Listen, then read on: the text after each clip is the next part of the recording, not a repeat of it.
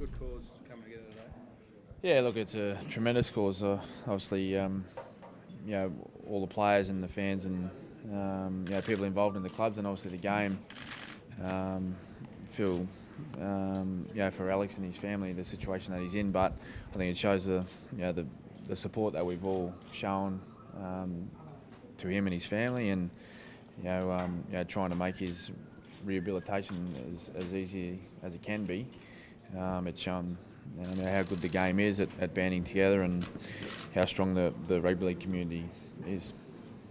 Cameron, you're involved. You were in that game. I suppose, what are your recollections of what happened? Oh, look, I think I've gone over that as much as other players have at the club, and I think we've covered that topic a long time ago. Oh, I think everyone's followed his rehabilitation, and it's great to see he's made a lot of improvements. So that's the main thing, that he is making improvements, and hopefully we can see some more of that in the near future. Have you spoken to Alex? No, I haven't spoken to Alex as yet, but I hear that he's doing really well. I just spoke to Dave Smith, and he seen him a few days ago, and he said that he's very positive about his future and his rehabilitation. And obviously, we all heard about his engagement and that he said he's going to walk down the aisle. So that's obviously a great thing to hear.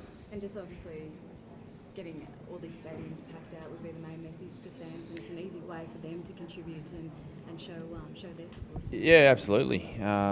There's many ways to contribute, as Dave mentioned today, with wristbands and the fund, and there's a telethon on throughout the footy show in Newcastle. But I think the easiest way is to go and watch a game of football. At the end of the day, you're out there supporting your team, but at the same time you're going to be supporting his fund, and if we can get as many people through the gates as we can in round 19, that'd be great. So, as I mentioned, we're hosting a game in Melbourne on that round, and Amy Parker also throwing in $1 for every ticket sold. So I'd like to see a big crowd down in Melbourne, which would be great.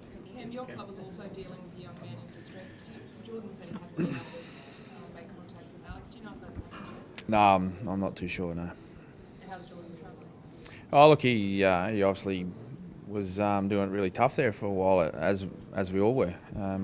I think all players in the game were. When you see a fellow player with a serious injury like that, but he's got on the best he could, with his football and obviously his life, which was more important. But he's taking small steps, as everyone else was, to trying to put the incident behind him. Has that been a challenge for you as captain? Because it's a unique incident, but it's not necessary.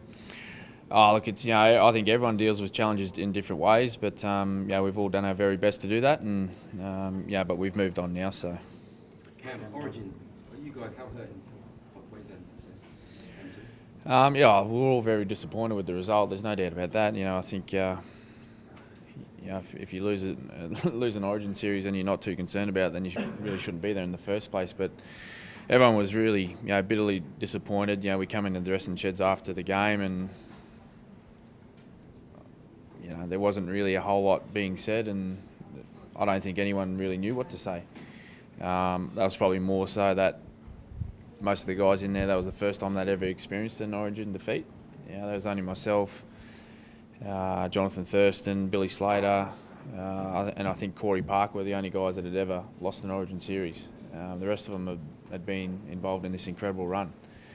But the one guy that was extremely positive about the result, if there could be a positive out of it, was Mal. And he come in and spoke to us about the amount of effort that we put into the first two matches of this series, and what we've gone through over the past 8 years to put ourselves in the position we're in. So he was extremely proud of not only the last 8 years, but of what we've gone out and tried to do in the first two matches.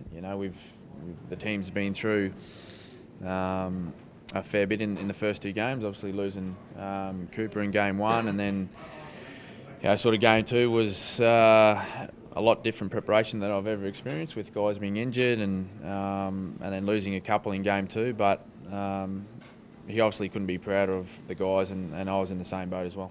How's JT? Cam, how's JT?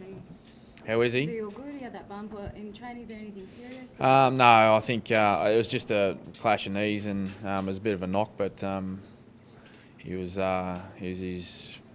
full of life this morning, as he usually is, and I think he's really looking forward to this match. Was he James nervous Dobbs with been him? copying it from even James Tarno had a bit of a crack at him this morning.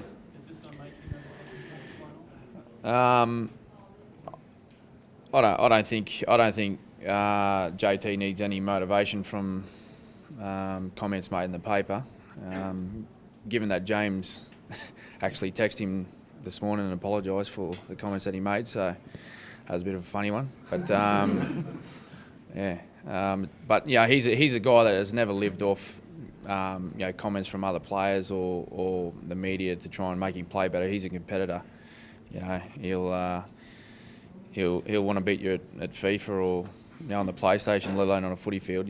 So that's the type of bloke he is, and I'm sure you'll see the best of Jonathan Thurston tomorrow. Have you been happy with the performances of the team in the first two games? Yeah, it's about the effort and being happy with that. But the performances themselves? Well, the first game, we lacked a bit of polish on our set plays really, and I thought we did a really good job with fixing that for game 2 with our preparation. And then game 2, we just let ourselves down in the second half. Really all we needed to do was go out and play the same way we did in the first 40 minutes in the second half, but we didn't. We dropped a bit of ball, and we give New South Wales plenty of field position, and they were good enough to capitalise on that. It's been a combination of two things: is our lack of execution, whether it's running the right plays or simple errors, and the second thing is that New South Wales have played extremely well. They've played basic footy, and they didn't really give us too many opportunities to score points, and that's why they've won the series. Cam, now the streak's over, is there an actual weight lifted from the shoulders and you guys can play a bit more freely? Did it all weigh upon you that there was a huge streak and everyone kept talking about it? I think there's always a bit of pressure with expectation.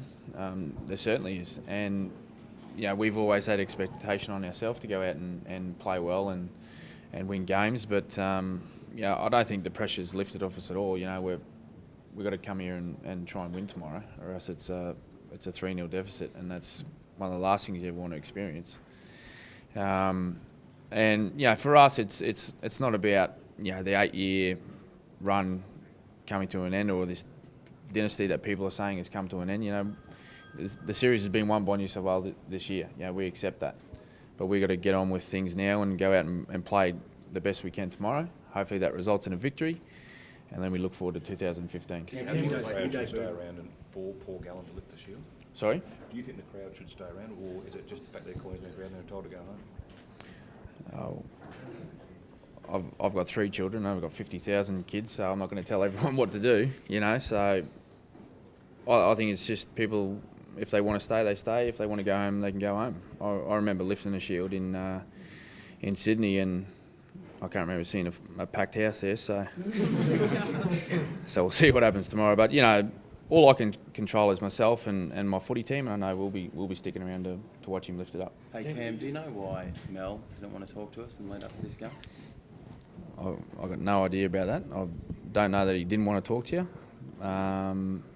But I know he's been very busy with, working with the media throughout this camp and throughout the whole series. He's quite a busy man.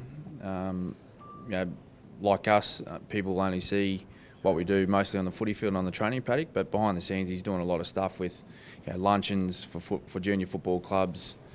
He's doing radio interviews that no one sees, so I think he's done his fair share. Cam, do you think...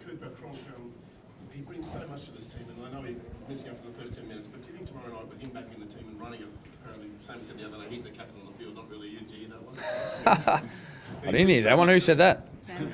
Oh, well, he's going on the bench then. We'll see who the captain is then, anyway. Nah, only joking, Sammy. He does add so much to this team. Oh, no, he's, I think it's like every halfback that plays in the NRL, they're very much the playmaker of the side, and they're the ones that are given the role to dictate what plays you want to put on and things like that. So it's great to have him back, mainly because of his experience at this level. I know Daly's a wonderful football player and one of the best in our game, but he's only had the opportunity really to. Well, it's not even one game. He had one training session with the team for game 2 to prepare as a number 7. But I think just Cooper's experience at this level. Obviously, his kicking game is very strong. He's very tactical with that aspect of his game. I think that'll certainly help us out. He's just itching to get out there, isn't he? Just absolutely itching to get out there. Cooper? Yeah, well, I think he's just itching to get back and play a bit of footy, to be honest. I don't think he's really rushed himself back just to play Origin. I think he's a guy that's always careful with his body and his injuries, and he's obviously worked really hard to get back as soon as he can, and it just so happens that it's this Origin game. How's Will Chambers been? No, Will's been good. He's trained really well, and I think he's extremely excited about this game. And he's ready to play. He's been ready for quite a while now to play at this level. And I think his hard work over the past 3 seasons have finally paid off for him with the Maroons jersey. And I know he'll go out and play well tomorrow. Cam, do you think we're going to see more of the rubbish that we've seen in one, the niggle and all that sort of stuff? Oh, look, I'm not too sure. What to expect, really. You don't go into a game thinking, well, this is going to be an up-tempo game or this is going to be a game with plenty of niggle. Let's just see how the game pans out. And end of the day, there's 2 referees out there to officiate the game and to dictate the way it's going to be played. If there's niggle, then stop it. Would you like to see the 2 teams kept apart a bit more? I mean, there's so many attacking weapons in your team. We didn't get to really see them come to the fore in game 2 because the 10 wasn't crash hole. Would you like to see the refs keep the 2 teams apart? Yeah, it'd be nice, given that we got a fair few weapons in attack. But I think that was a bit of a tactic by the Blues to slow the game down and really keep it at close quarters. Just to not give us an opportunity to get a bit of a roll on. So, but at the end of the day, I think we've got a new referee in this game as well. So we'll see how it pans out. Cam, in 2015, you may well win the series, Queensland may well, but it'll be Mal's last series. Can you continue on after 15? Yeah, I'd love Mal to coach as long as he'd like to. But from a player's point of view, I think he's been fantastic for us as individuals. But as a footy side, I think he's the guy that can really put his hand up and claim those 8 series victories, because before he came in, we were struggling a bit. I think we were struggling for confidence and self-belief. But as soon as he joined, the squad in 2006, that's what he really brought back to the squad and really instilled in every individual that, have the belief in yourself and have the belief in each other that you can go out and beat New South Wales. And he's continued that for a long time, and he's certainly by no means past his date, of finishing up. I think he's a tremendous coach. He's a tremendous man that we all look up to and we all respect. And I'd like to see him to go on, in short.